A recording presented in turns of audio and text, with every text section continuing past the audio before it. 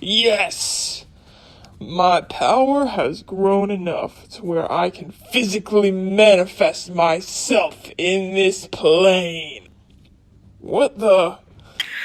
Almost there! Not today, Daniel. Ah!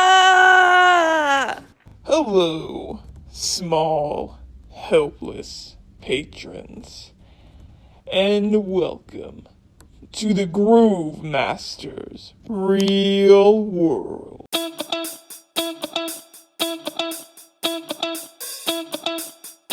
Today, we're going to briefly talk about something both delicate and deadly. Flowers. Now, there are several types of flowers that look alike, with some being friendly, and some that can kill you when given the opportunity. A common flower that you might see on the side of the road that falls under such a category is Queen Anne's lace.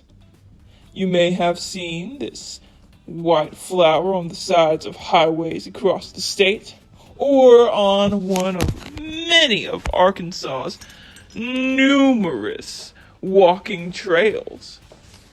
But before you go picking these otherwise harmless carrot-type plants, you should know that you run a high risk of getting into contact with its deadly doppelganger, poison hemlock.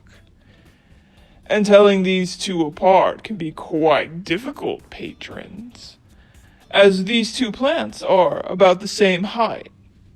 They flower at the same time, and they can quite literally grow right next to each other.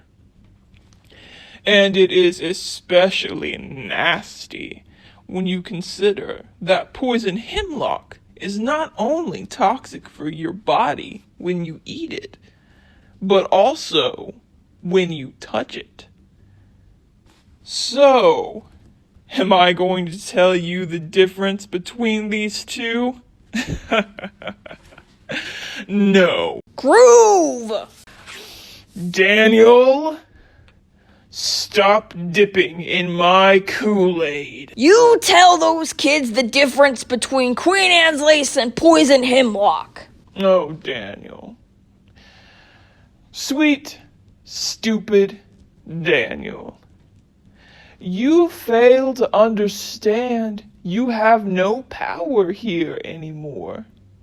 This is my show, and I do what I want. Okay. Great. Now, wait. What? Okay? What do you mean, okay? Don't tell the patrons the differences between Queen Anne's lace and poison hemlock. They can always go to Mr. Dan's video that he made last year and learn from that. It's fine. It's fine. Yeah, Mr. Dan doesn't care. He'll just float around in this pocket dimension, twiddling his righteous thumbs. Oh, so you think you all of a sudden got brains? You think you're so clever? Well, watch this. Listen up, you little spazzes. Now, on top of their similarities in height and growth, both Queen Anne's lace and poison hemlock have hollow stems and flowers that grow in clusters. And these clusters are called umbels.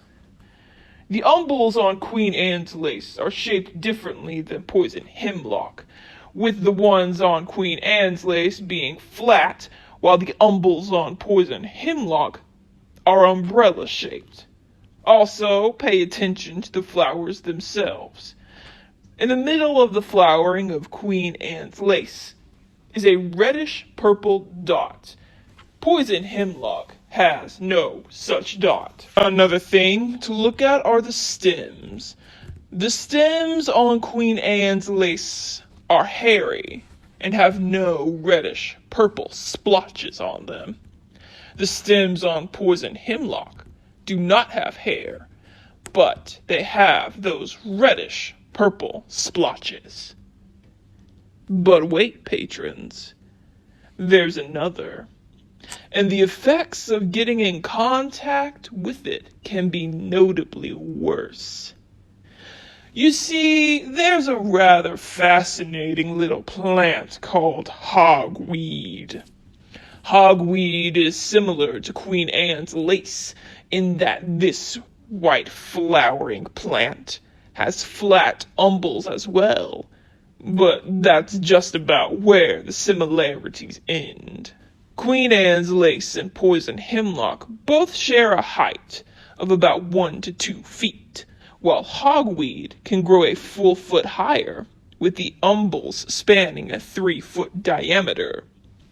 Now hogweed, much like poison hemlock, does not have the red-purple dot in the center of its flowering, and giant hogweed, which has yet to be introduced in Arkansas, but there's still time, patrons, can get even taller, capping off at a whopping 14 feet. Hogweed has ridged stems with both hair and the red-purple splotches. It produces dry seeds, and the plant dies once the seeds have matured. But here's why you shouldn't touch a plant you suspect to be hogweed. Hogweed is considered a noxious plant, which means that it poses a danger to everything around it. The sap of the hogweed plant contains a phenocamarin compound that is quite toxic. Upon touching hogweed, you can experience irritation in your skin and eyes, which can lead to blistering, rashes, permanent scarring, and or blindness. Quite nasty, wouldn't you agree, patrons? There are ways you can get rid of these two deadly plants, but should you elect to do the removal on your own, always wear gloves and never leave your skin exposed. Well, I think I did quite a better job than Daniel at sharing information about these plants. Wouldn't you agree? Mr. Dan is secure enough in his masculinity to admit you did a superb job, Groove. A lot of young patrons have learned a great deal from you. Way to help them out. Very positive. Wait, no, that's not what I... Curse you, Daniel!